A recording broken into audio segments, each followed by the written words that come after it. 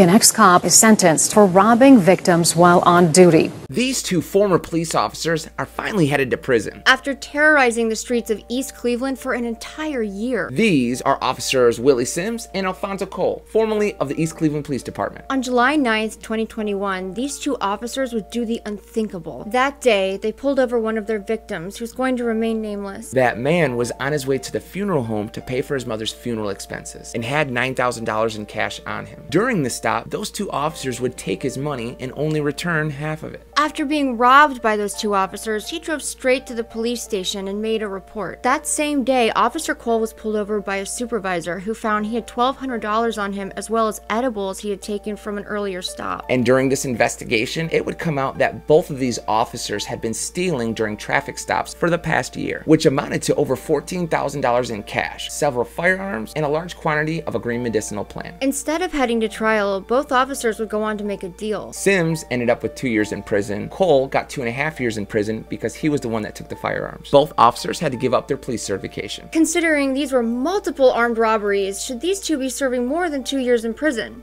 Let us know.